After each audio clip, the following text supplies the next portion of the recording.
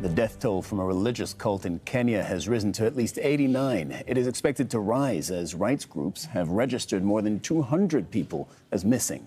Authorities say the victims starved themselves to death after their pastor, Paul Mackenzie, told them to stop eating if they wanted to meet Jesus. Body bags line the Shakahola forest in Kenya, the deceased having fallen victim to a cult that promised them salvation by way of starvation. Month, police rescued more than a dozen emaciated followers of the cult who continued to refuse food. Over the last few days, the death toll among followers of a Kenyan cult who believe they'd go to heaven if they starved themselves, that has now risen to 90. The number of people who died has been steadily rising over the days as the authorities continue to carry out exhumations of mass graves found in an 800-acre area of forest in eastern Kenya. Terrorists use religion to advance their heinous acts.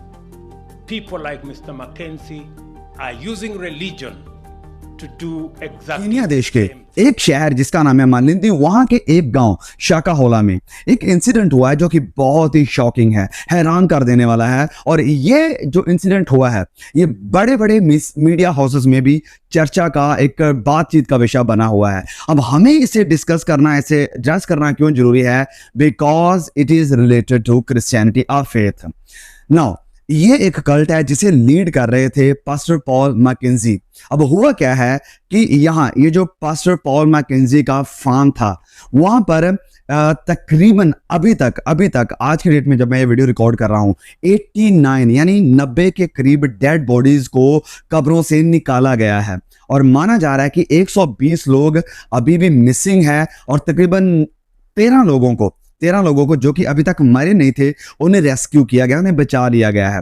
अब ये पूरा मामला क्या है, चलिए हम इसे थोड़ा डिटेल से जानते हैं। सबसे पहले हम जानते हैं कि ये सब की शुरुआत कैसे हुई। पास्टर पॉल मैकेंजी इन्होंने अपना चर्च स्टार्ट किया साल 2013 में मालिंदी शहर में और इसके चर्च का नाम था गुड न्यूज इंटरनेशनल चर्च।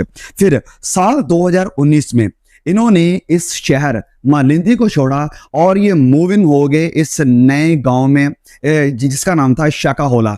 यहाँ पर इन्होंने अपना एक फार्म खरीदा और वहां पर फेलोशिप करना, संगति करना इन्होंने शुरू कर दिया।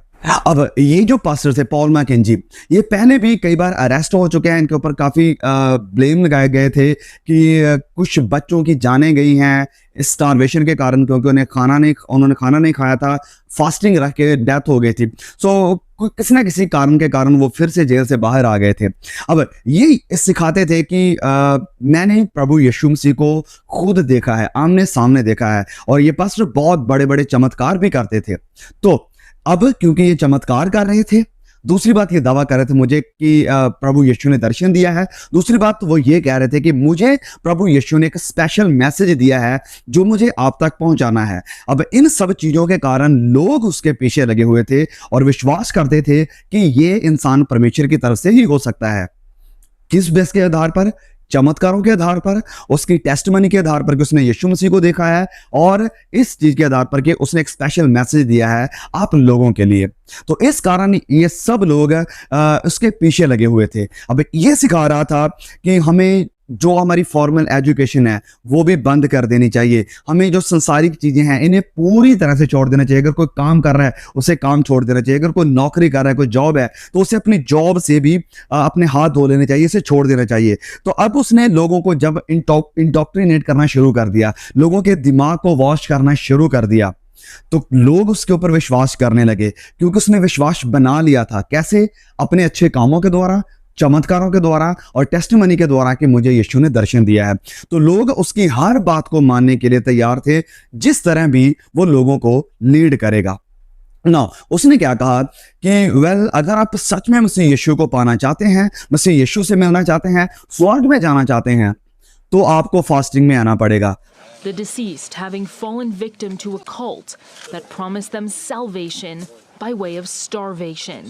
तो ये कोई नया इंसिडेंट नहीं था कि फास्टिंग अभी कर रहे थे, पहले से भी करते आ रहे थे ऐसी फास्टिंग, लेकिन अब वो कह रहा था कि हमें एक साथ मिलकर इकट्ठे होकर सब लोगों को फास्टिंग करनी है। तो इसलिए उसने सारे जितने भी उसके विश्वासी थे सभी को बुलाया कि सब लोग अपने काम छोड़ दो, जो बच्चे स्कूल जाते हैं वो स्कूल जाना छोड़ दें, जो मेडिसिन लेते हैं कोई भी मेडिसिन ना खाए। ये सब शैतान की ओर से है, संसार की ओर से है, हमें इसे नहीं लेना है, मेडिसिन भी नहीं लेनी है, सब कुछ छोड़ दो। और उसने कहा कि मेरे फार्म में आओ, हम सब लोग मिलकर फास्टिंग करेंगे और हम से यीशु से मिलेंगे, और जब हम फास्टिंग के दरमियान मर जाएंगे तो हम सीधा स्वर्ग में जाएंगे। ये कुछ उसने सिखाना शुरू कर दिया। और उसने लोगों को कहा कि मेरा जो फार्म है, तो उसका तकरीबन 800 एकड़ का फार्म था, वहां पर उसने लोगों को बुलाया और यहीं पर ये सब कुछ होना शुरू हुआ। जैसे जैसे लोगों की मौत होती गई, धीरे धीरे फास्टिंग के दरमियान वो लोगों को गाड़ते गए, कब्र में दफनाते गए। लेकिन फिर भी कुछ लोग थे जो अभी तक भी नहीं मरे, तो उन लोगों को, जैसे मैंने ऑलरेडी शुरुआत में बताया, कि बचा लिया गया। तकरीबन 13 ऐसे लोग थे जो अभी भी जिंदा थे। अब इंडोक्ट्रिनेशन देखे किस तरह से लोगों के दिमाग को वॉच किया था इस पास्टर ने। वो कह रहा था जो लोग बचाए गए, ये खाने से इनकार कर रहे थे। जब उन्हें खाना दिया जा रहा है कि तो तुम खाना खाओ, हॉस्पिटल में जाओ, हम तुम्हारा इलाज करवाएंगे, तुम ठीक हो जाओगे, प्लीज ऐसा मत करो। तो ये लोग जो इस पास्टर के द्वारा गुमराह कर दिए गए थे, ये क्या कह रहे थे कि नहीं, तुम शैतान की तरफ से हो, तुम विरोधी हो, तुम हमें परमेश्वर से मिलने से रोक रहे हो, हम खाना नहीं खाएंगे, हम हॉस्पिटल नहीं जाएंगे।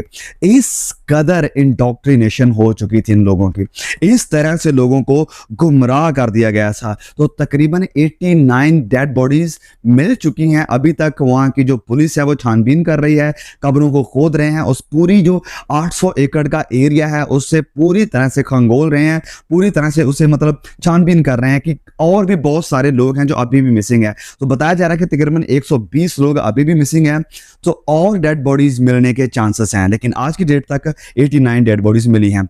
नो, इस सबको देखकर लोगों का क्या रिएक्शन था? तो अगर हम बात करें केन्या के प्रेसिडेंट की, जिसका नाम है विलियम रूटो, तो उन्होंने साफ साफ ये बयान दिया है कि this is an act of terrorism, कि ये टेररिज्म है। किसी भी तरह से लोगों को इंडोक्ट्रिनेट करके उन्हें मौत की तरफ लेकर जाना, ये टेररिज्म है, ये मसैकर है, ये लोगों के ऊपर अत्याचार है। So it is a dreadful thing, ये एक बहुत ही भयानक काम किया गया है। सो ये जो पास्टर था पॉल मैकेंजी, वो अभी भी जिंदा है, वो बिल्कुल हट्टे कट्टे हैं, ठीक ठाक है, आप वीडियोस देख सकते हैं। और उन्हें अरेस्ट कर लिया गया है, वो पुलिस की हिरासत में है।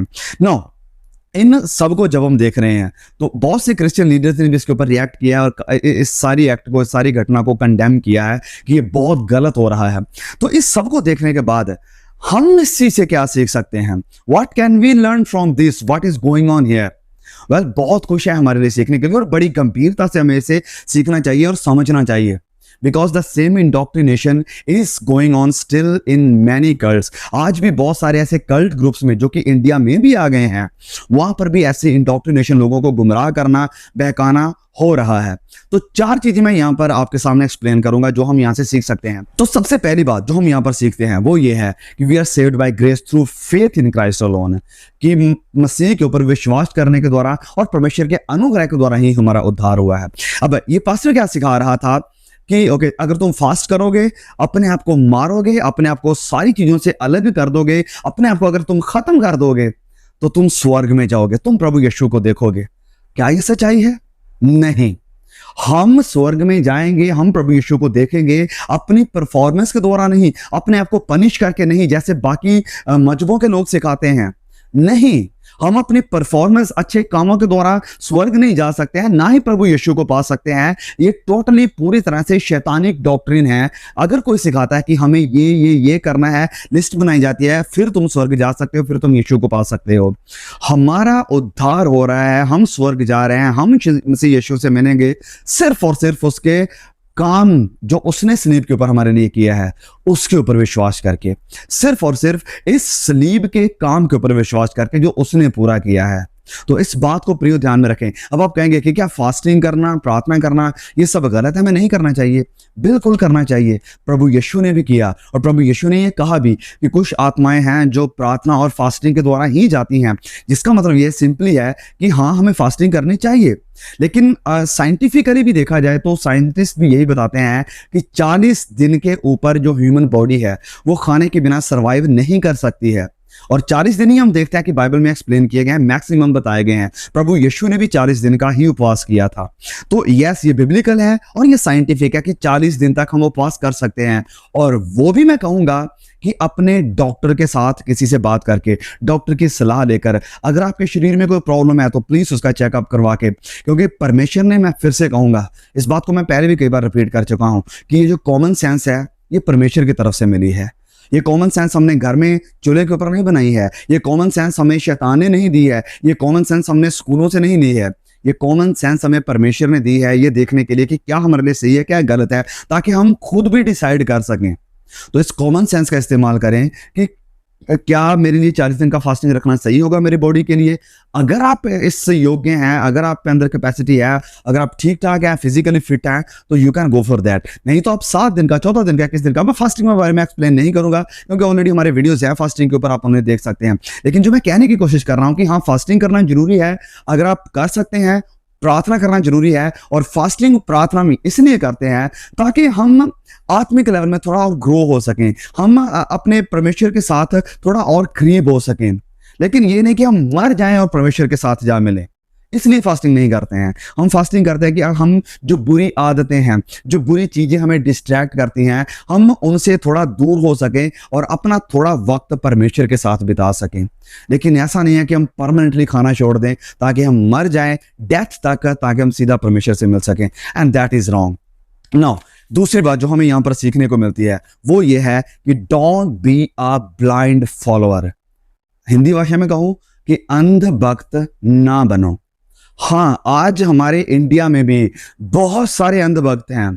ओके, ये प्रॉफिट है, हम तो इसी को सुनते हैं, ये परमेश्वर का दास था, यही आखिरी नबी है, यही परमेश्वर ने वो दिया है जिसे हमें सुनना चाहिए। मैं बात कर रहा हूँ विलियम ब्रैनम की, he is a false prophet. बहुत से लोगों ने मुझे पूछा है कि उसके बारे में आप क्या कहते हैं, तो मैं कहना चाहूंगा स्ट्रेट आउट कि he is a false prophet, वो एक झूठे नबी थे। और मैं आपको बताऊं कि ये जो पास्टर पॉल मैकेंजी, सूत्रों के मुताबिक पता चल रहा है, बड़े बड़े मीडिया से, DW जैसे BBC, ये इन्होंने रिपोर्टिंग करी है कि इसके जो लिंक थे या इसकी जो डॉक्ट्रिनेशन थी इस पास्टर की, पॉल मैकेंजी की, वो उसी से आ रही थी, यानी विलियम ब्रैनम से ही आई थी। और कई किताबें जो विलियम ब्रैनम के दौरान लिखी गई है वहां उसके चर्चा से मिली है, तो उसका बहुत बड़ा इन्फ्लुएंस था इसके ऊपर भी। अब एक और ऐसी जो घटना घटी थी कुछ सेंचुरी साल पहले, वो थी जिम जोनस के, जहां पर ऐसा ही जैसे इसने 800 एकड़ की जमीन बनाई थी, वैसे ही उसने एक अलग जगह तैयार की गई थी जिसका नाम रखा था जोनस टाउन, यहाँ से कहा जाता था पीपल्स टेम्पल। वहां पर भी ऐसा ही कुछ सेम इंसिडेंट देखने को मिला था। हम जरूर उस पूरे इंसिडेंट को हम कवर करेंगे ताकि आप और अच्छी तरह से उसके बारे में जान सके। तो उसके भी जिम जोनस के लिंक भी विलियम ब्रैनम के साथ है, वो भी उसी का ही एक प्रोडक्ट था। तो ऐसे ही जो नबी हैं, ऐसी जो डॉक्ट्रिनेशन है, शैतान की तरफ से है, परमेश्वर की तरफ से नहीं है। तो मैं ये कह रहा हूं, दूसरा जो मेरा पॉइंट है कि don't be a blind follower, किसी के भी अंधभक्त ना बनो। हर एक की शिक्षा को, वो चाहे कितना भी बड़ा प्रॉफिट क्यों ना हो, कितना भी बड़ा नबी क्यों ना, कितना भी बड़े बड़े काम उसने क्यों ना किए हो, हर किसी को परखो, हर किसी को परखो। अंधभक्त ना बनो कि नहीं मैं तो बस इसको सुनता हूं, तो बस इसको ही सुनता हूं, इसके अलावा किसी को नहीं सुनता हूं। कम से कम मैं कहता हूं कि आप 4-5 लोगों को सुने, कम से कम।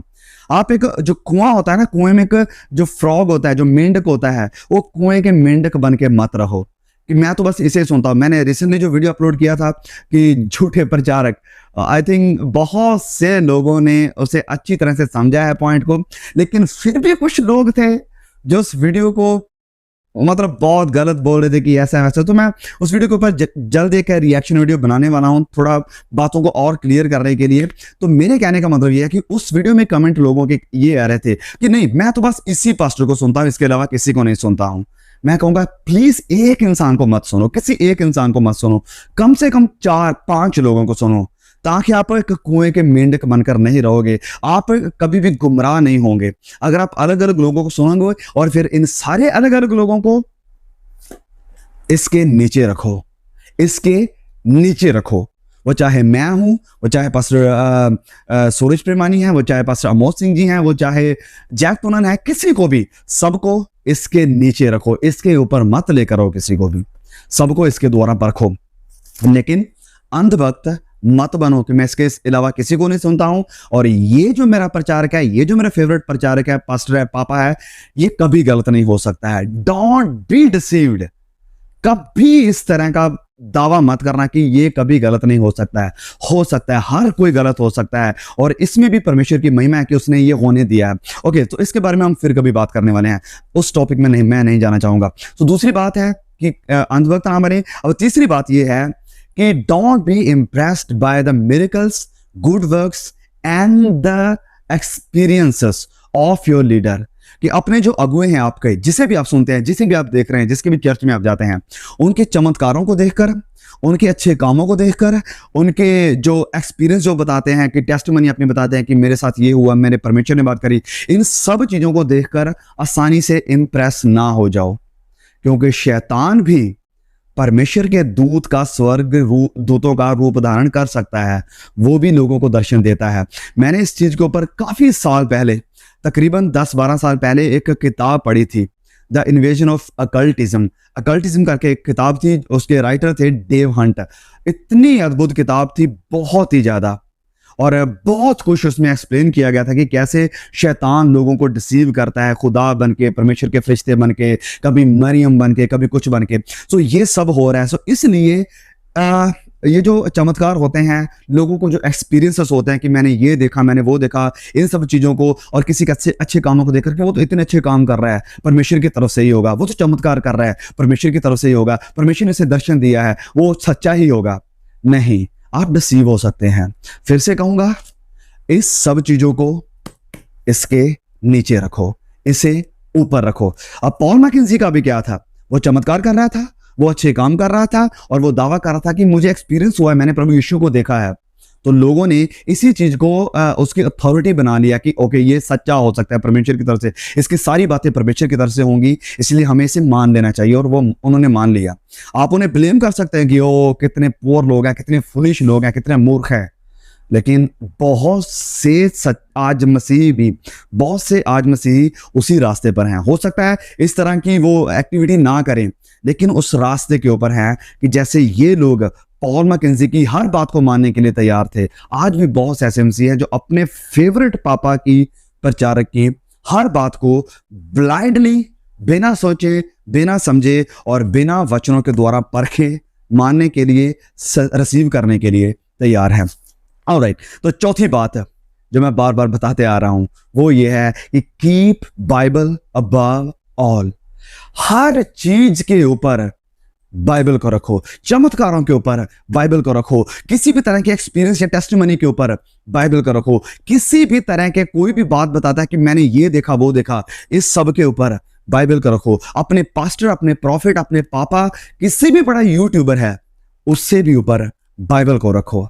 अब अगर इन लोगों ने बाइबल को पहला स्थान दिया होता, ना कि पास्टर पॉल मैकेंजी को, तो ये कभी डिसीव नहीं हो सकते थे। सबसे पहले इन्हें पता होता कि हमारा उद्धार हमारे कामों के द्वारा, हमारे मरने के द्वारा, हमारे रोजा रखने के द्वारा नहीं होगा, वरन वो प्रभु यीशु मसीह के बहाए हुए लहू के द्वारा होता है। अगर इन्होंने बाइबल को पढ़ा होता तो इन्हें पता होता कि ये जो रास्ता हमने पकड़ा है ये परमेश्वर की तरफ से नहीं है। अगर इन्होंने बाइबल को पढ़ा होता तो ये कभी भी ब्लाइंडली हर एक बात जो पास्टर पॉल मैकेंजी कह रहा था उसे नहीं मानते। अगर इन्होंने बाइबल को खुद जांचा होता, एग्जामिन किया होता, तो ये लोग इस आत्मा को भी परखते, इस आत्मा को भी जरूर परखते। अब इसीलिए मैं कहता हूं कि बाइबल को पहले स्थान पर रखो। और जैसे पहला यूहन्ना 4:1 कहता है कि हर एक आत्मा की प्रतीति ना करो, क्योंकि सारी आत्माएं परमेश्वर की तरफ से नहीं है। और अगर आपको आत्मा को परखना है, अगर आपको किसी की टीचिंग को परखना है, अगर आप किसी को देखना है कि क्या ये गलत सिखा रहा है या नहीं सिखा रहा है, तो आपको बाइबल में आना पड़ेगा। This is the authority, this is the authority. इसे सबसे ऊपर रखो, इसे प्यार करो, इसे पढ़ो, इसे पढ़ो। मैं बार बार कहता हूं, सुनो, अलग अलग लोगों को सुनो, लेकिन कम बैक टू दिस। जैसे ओके, हम जूस पीते हैं, हम फल खाते हैं, हम कई बार बाहर जाते हैं तो कुछ खाना खा लेते हैं, हम शॉप से जाकर कुछ खाते हैं, अलग अलग चीजें खाते हैं, लेकिन फाइनली हमें रोटी चावल के ऊपर आना पड़ता है।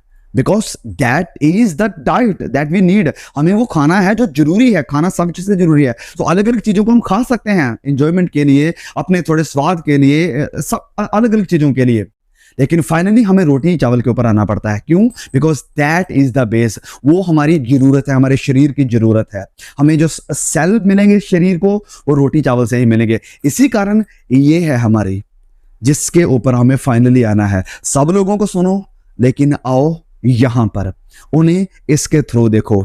अपने प्रॉफिट की आंखों के द्वारा इसे मत देखो, वरन इसकी आंखों के द्वारा अपने प्रॉफिट को, अपने प्रचारक को, अपने पास्टर को देखो।